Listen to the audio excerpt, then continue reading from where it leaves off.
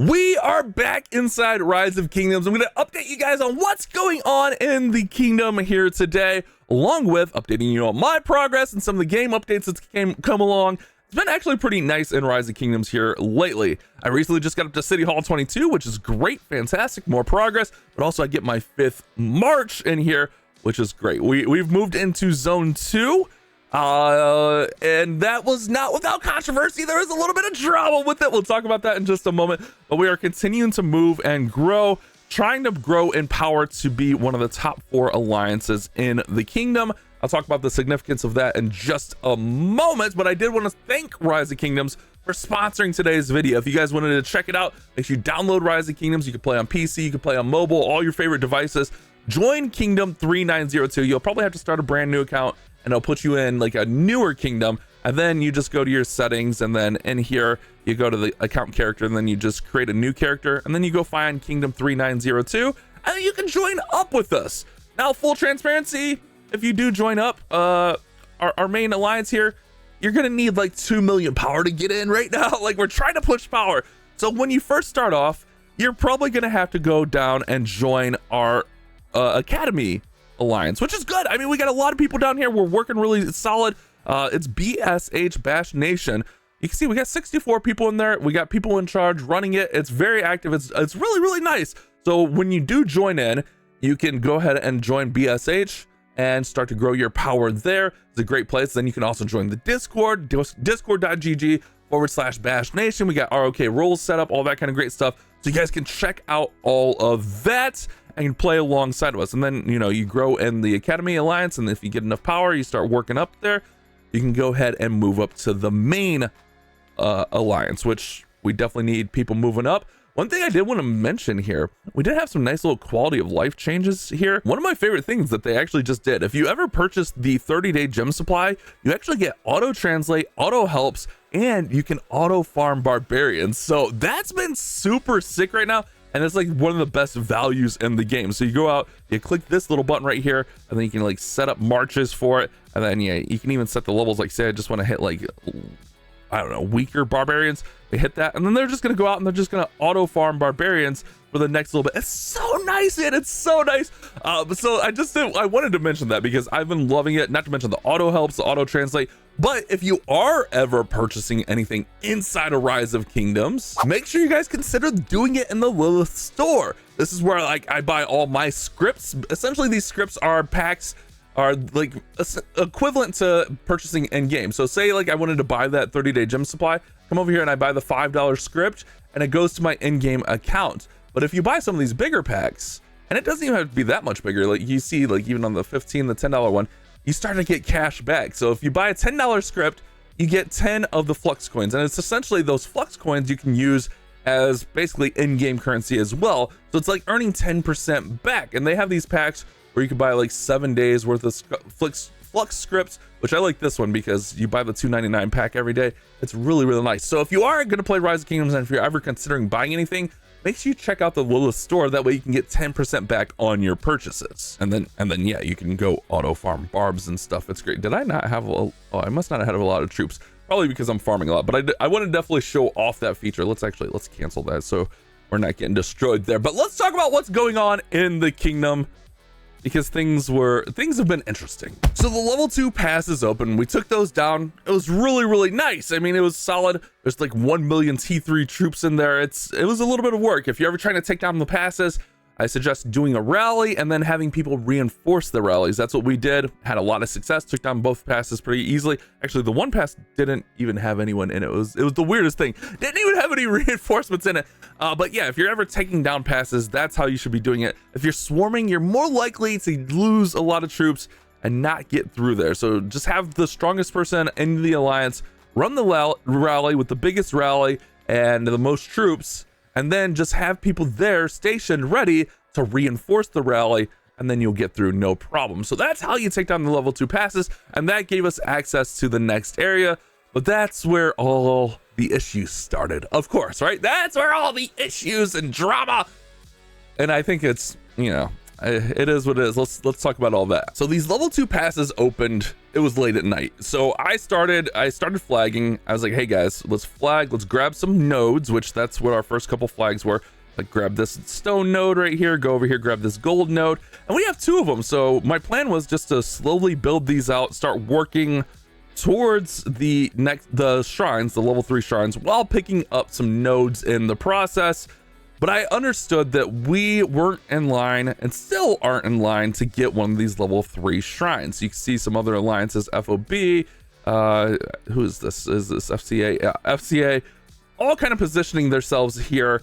We're still there too. We're working, but the R4 kind of misunderstood me and thought I meant go straight to the shrines and pick up any nodes along the way. I was planning on just slowly picking up these nodes, working our way there. We'll eventually get to the shrines. But again, like, I understood we weren't getting a shrine yet. Like we still might not get a shrine, because the way it works, like in a KvK kingdom, and I've talked to other people in different kingdoms, and it's very common practice in a strict KvK kingdom, the level 3 shrines, even some of the lower shrines, the level 3 specifically, are going to go to the top 4 alliances. And in this kingdom, it's going to be a distribution of 3, 3, 2, 1, meaning the top 2 alliances are going to get 3 of these shrines here in zone 2. So 3 of these level 3 shrines. The 3rd alliance will get 2 of them, and the 4th alliance will get 1. I understood that. It kind of sucks. Yeah, we would like to have one, but it also makes sense that if you're KvK focused, you want to be growing those most active players, the strongest players, giving them the rewards so they can continue to grow and prepare themselves, because these rewards are pretty nice. You get 4.5 million resources, 100 1-hour speed ups, you get some teleports in there, 3,000 gems. So my hope was we could work in here. Maybe they'll let us have some seats, meaning that we could join some of the alliances with, like, you know, maybe 10 of our people or so, which they've done in the past, and it's been great, because, you know, we're not top 4 right now. But of course, you know, we beelined right over here. The R4 just went straight through here. We actually had another flag right here that was touching, and that made everyone mad. That got us in a little bit of hot water, because we had a flag essentially right here, which connected this flag to here, which connects us to the shrine. And I was told, hey, it looks like you're trying to take the shrine. I'm like, bro, the shrine doesn't open for like 2 weeks. We can't take it even if we wanted to. Like, it shouldn't be a big deal. Like, let me just leave the flag there. We're not planning on taking it. But I don't know if people just don't trust it. I'm pretty confident they don't trust me for some reason. Even though I've never broken a single promise in this kingdom, everything I've said, we've done. We've never broke any of our promises. We've never betrayed anyone. It is what it is. People still don't trust us, because it is a kingdom builder. It is a power hunger game. It is a power struggle game. And those things happen. You know, people will betray. I didn't have any intentions of that. We just had a misunderstandings on our communications. R4 connected us there. So they kept pressing the issue. At first I didn't remove it. I was like, dude, it's not a big deal. Come on, cut me a break here. And then they kept pressing the issue again. So I was like, all right, whatever, dude, I don't care. Just, I'm deleting it. It's gone. It's gone. But then, like, I kind of got mad because FOB, who's getting the shrine, fine, whatever, fantastic. That's great that they're getting the shrine. They're number 2 in power. They're getting 3 shrines. But like, the way they connected to the shrine is like, bro, really? Like, they connected here, which connects them to the shrine. Okay, they have to connect to the shrine. I get that. But why here? This connects them to us. Like, you know, they're all skeptical of me, but I'm not allowed to be skeptical of them. Like, why do you need to connect to me here when this is open over here? Like, they could have easily gone over here. Now, I'm sure there's going to be someone in FOB or the F family, Fallen Order family, whatever, in the comments. So, you guys messed up. You shouldn't have done it. It's your fault. Bro, this flag should have been here. There's no reason you needed to connect to us. Let's be honest. It's just a power move. But this also caused some issues, and we actually have some power. That's not good. But this is where the issues came from. Is they built this flag, and then our guys are used to farming around here. Sometimes they're not looking, but this flag was built a few hours after the flag was built. We had someone farming here, and they removed that player from the farm, which is within their reason. Anyone farming on your territory, it's kind of an unwritten rule of Rise of Kingdoms. You don't farm resources on other people's territories. I'm going to DM these guys in just a second, tell them to move. But you don't do that. The other alliance that you're farming on has every right to remove you if they see you doing that. But it felt like they kind of set up one of our people that was on the watch list or whatever, they were farming here, and then they hit that player.